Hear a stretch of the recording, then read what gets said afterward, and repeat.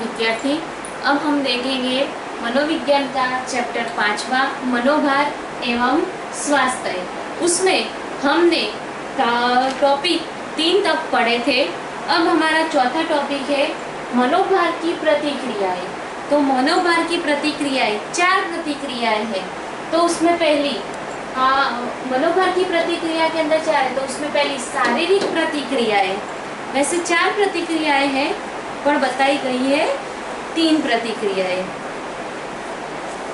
तो उसमें पहली शारीरिक प्रतिक्रियाएं। शारीरिक प्रतिक्रियाएं क्या? व्यक्ति या प्राणी जब कोई बाह्य धमकी या चुनौती का अनुभव करता है तब परिस्थिति के साथ समायोजन करने के लिए तात्कालिक प्रक्रिया देने के लिए अधिक शक्ति आवश्यक उत्पन्न होती है। इस प्रक्रिया का सामान करने के लिए स्वयं संचालित चेता तंत्र की सक्रिय होती है।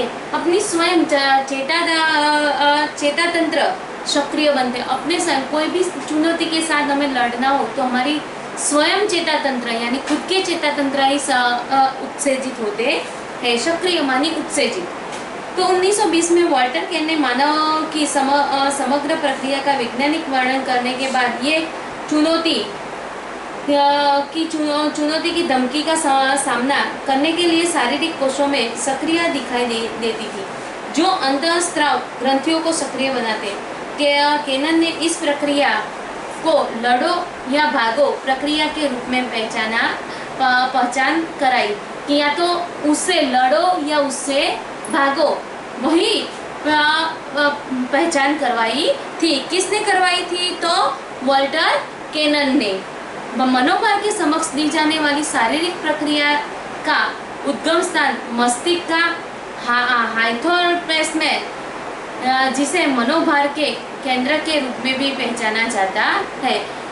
हाइपोथैलेमस ऐसी प्रक्रिया में 2 मुख्य भागों का प्रक्रिया प्रारंभ करता है। पहला स्वयं संचालित चेता तंत्र के द्वारा, स्वयं यानी खुद के चेता तंत्र के द्वारा, या तो मस्तिष्क ग्रंथों को प्रवृत्त करने स्वयं संचालित चेता तंत्र यानी मस्तिष्क की ग्रंथि को उत्तेजित करने के बाद अनुभव कंपित तंत्र को, या दूसरा परानुकंपित तंत्र के 2 भाग है।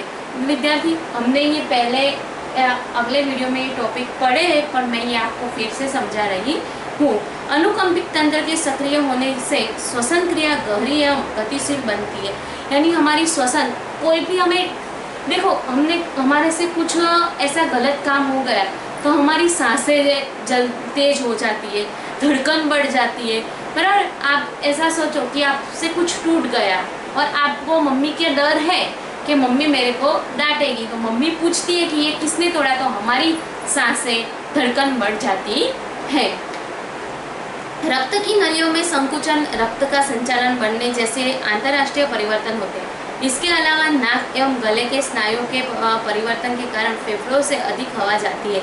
चेहरे में हाव भाव के आवेगनाओं बदलते हैं। पाचन क्रिया में अवरोध होने, ये परिवहन मनोभार के संकेत होने के एंड्रिन ग्रंथि द्वारा रक्त प्रवाह को कॉर्टिकोस्टेरॉइड का स्राव मिलता है, जिससे शरीर में ऊर्जा का संचालन होता है। मस्तिष्क ग्रंथि के स्राव कंठ ग्रंथि एवं एंड्रिन ग्रंथि को भी उद्दीपक करते हैं, जिसके स्राव के कारण अनेक परिवर्तन होते हैं, जैसे कि बरोड अधिक रक्त छोड़ते हैं, जिसे खून जल्दी ठंडा हो जाता है। हड्डियों खोखले भाग गहराई से श्वेत कण उत्पन्न होते हैं। यकृत अधिक शर्करा पैदा करता है जो शारीरिक सक्रिया के लिए आवश्यक है। देखो, हमारे मस्तिष्क की ग्रंथि जो है, मस्तिष्क वो ज़्यादा उत्तेजित तो हमारे शरीर के हाव भाव बदल जाते हैं।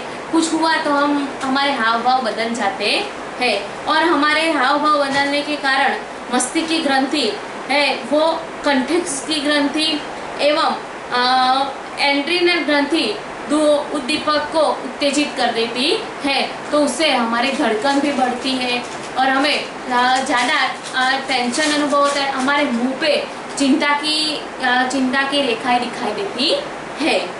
उसके बाद दूसरा टॉपिक वर्तमान एवं बोधात्मक प्रतिक्रियाएं। व्यक्ति मनोभार के सामने कैसी प्रक्रिया करेगा उसका आधार मनोभार की तीव्रता पर है कि व्यक्ति सामने वाले से कैसे हाव भाव में बात करता है, वो अपनी मनोभार की तीव्रता पर आधार है कि वो उससे के साथ कोई भी काम ऐसा हुआ, मैंने आपको बताया कि आपसे कुछ टूट गया था, तो आपकी मम्मी आपको डांटेगी, उसकी आपको चिंता तो रहेगी, पर आप पहले से मम्मी को शांति से बता दें, मम्मी ये मेरे से टूट गया है, तो वो आपके साथ अच्छे से व्यवहार करेंगे। पर आप 2-3 दिन बाद कुछ बताएंगे नहीं और भी मम्मी को पता नहीं चला, मम्मी एकदम पूछेगी, तो उनका हाव भाव अलग ही होगा।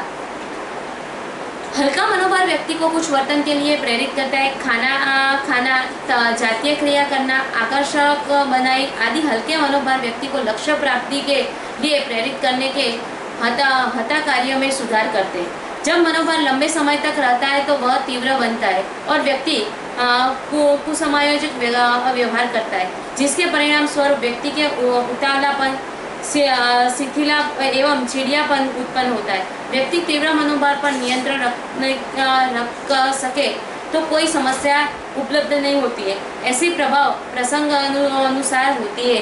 देखो कोई भी उसका हाव भाव बदलना, उसका चिड़ियापन हो जाना, बराबर, वो मनोभार पर नियंत्रण करता है, क्योंकि आपको मनोभार पर नियंत्रण हो तो ये कुछ होता नहीं है। कभी कभी देख रहे कहीं से बाहर घूम के आए होंगे और घोंघाट की जगह पे जाके आए होंगे तो आपका मन चिड़ियापन हो जाएंगे, कोई बोलेगा तो भी आपको पसंद नहीं होगा और आपको ऐसा लगेगा कि मेरे मस्तिष्क पे कोई थोड़ा मारा ऐसा, क्योंकि कहीं घोंघाट की जगह पे जाके आए होते तो ये सब होता है। तो उसका मनोभार नियंत्रण में होगा नहीं, उसका मन सही होगा तो वो उसका हाव भाव ऐसा दिखाई नहीं देगा। तीव्र मनोभार के कारण व्यक्ति के अवरोध उत्पन्न होने तो कभी उसका दमन होता है, तो कभी व्यक्ति निसहाय बनकर एकदम निष्क्रिय हो जाता है। देखो उसके कारण क्या होता है, तो कभी कभी व्यक्ति में यानी घुटन होती है, कभी कभी ऐसा हो जाए निष्क्रिय, यानी कभी कभी अकेला। ऐसी देखो कभी भी आपके घर में भी होगी, कहीं भी बाहर भी हो ऐसी होगी, कहीं ऐसी बात हो गई है ना तो मम्मी पापा वो सुनसान हो जाते हैं, बराबर। सुनसान होने के कारण उसे निष्क्रिय बन जाना कहते हैं। मनोभार की बोधात्मक क्रियाओं में जब कोई व्यक्ति मनोभार का अर्थघटन अपने स्वमान एवं स्वहित के लिए अवरोध परिबल के रूप में करता है तब शुद्ध बनता है और उसके बोधात्मक कार्यों पर उसका विपरीत प्रभाव पड़ता है। व्यक्ति का ध्यान चुनौती रूप परिस्थिति पर केंद्रित होता है तो उसकी सामना करने की शक्ति कम होती है। व्यक्ति की सृजनात्मक विचारणा, स्मृति एवं निर्णय लेने की शक्ति पर निषेधात्मक प्रभाव पड़ता है। उदाहरण, तूफान में अचानक फैसा हुआ जब जहाज का चालक तुरंत योग्य निर्णय नहीं ले सकता है। उसी प्रकार नौकरी के लिए इंटरव्यू देने गया हुआ व्यक्ति यदि घबरा जाता है तो उसकी तैयारी होने के बावजूद भी उत्तर देने में फंस जाता है और बिल्कुल सामान्य कक्षा भी भूल जाता है। देखो आप देखते हैं कि ये उदाहरण दिया है कि जब दरिया में जहाज चलाने वाला व्यक्ति हो, बराबर, तो वो जहाज में जब तूफान आए तो तुरंत वो निर्णय ले सकता नहीं है। और जब आप जब भी पढ़ के बाहर आएंगे तब आप कहीं जगह नौकरी पे जाएंगे ना तो इंटरव्यू पहले देना पड़ेगा, पर जब आप इंटरव्यू देने जाएंगे तो आपको सब कुछ आता होगा फिर भी आप भूल जाएंगे, क्योंकि पहली बार ऐसा होता है। फिर 2-3 बार आप इंटरव्यू देने जाए, कहीं चलो एक जगह पे नई जॉब लगी तो दूसरी जगह पे जाएंगे तो आपको कठिनाई नहीं होगी, पर पहली बार आप जब इंटरव्यू देने जाएंगे तो आपको मन में घबराहट होने लगेगी, क्या पूछेंगे, मेरे को आएगा। आपको आता तो सब है फिर भी आपके मन में क्या है, टेंशन है, टेंशन के कारण ये सब होता है। उसके बाद तीसरा टॉपिक आवेदनात्मक प्रतिक्रियाएं। तो मनोभार के सामने की आवेदनात्मक प्रतिक्रिया अनेक प्रकार की हो सकती है।